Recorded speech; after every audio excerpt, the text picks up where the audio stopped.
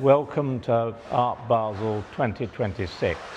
This year we're breaking with tradition slightly, and so we're in the feature section, which I think is one of the more exciting parts of the fair, showing the work of Feliza Bursztyn, who's also in the exhibition at the Tangeli Museum called Labouring Bodies, and 5 of these works will immediately go on to the Mannheim Museum for a show of Nouvelle Realism and the art of the 60s. So she is getting some more publicity.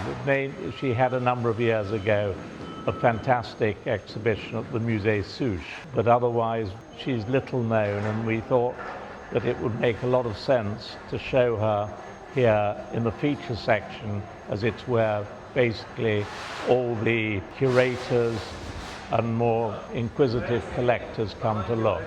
Feliza Bursztyn was conceived in Poland and born in Colombia in 1933. She managed to study a bit in Paris and in New York, and she had early in her life she was married as a young woman and had some children, and then the husband went to America and took the children. So she had in many ways a tragic life. She had a terrible car accident and nearly died, and maybe there are references to that when she uses automobile parts. This has a fairly good retrospective, starting with welded scrap metal. We had another one similar to that we sold recently to the Los Angeles County Museum of Art. So these are the earliest 4 pieces. Then we go into this one, which is a few years later, the larger later works. This one from 75, this is 81, and that one is 81.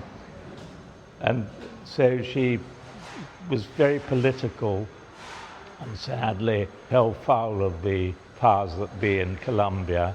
She had visited Cuba, which wasn't thought of as a very good idea, and so she escaped to Mexico late 80s, and from there she got to Paris and sadly died shortly after that. I find these last works, people reference Chamberlain, but there's absolutely nothing to do with Chamberlain. The only thing that might be to do with Chamberlain is using car parts. But this sort of flower coming out of it and making sort of ugly car parts into something beautiful, like a spring coming to a flower.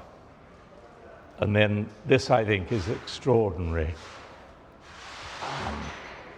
I tried putting it beside a Picasso in the K 2021 in Dusseldorf, of a Picasso, and it actually became a very three-dimensional Picasso in a way.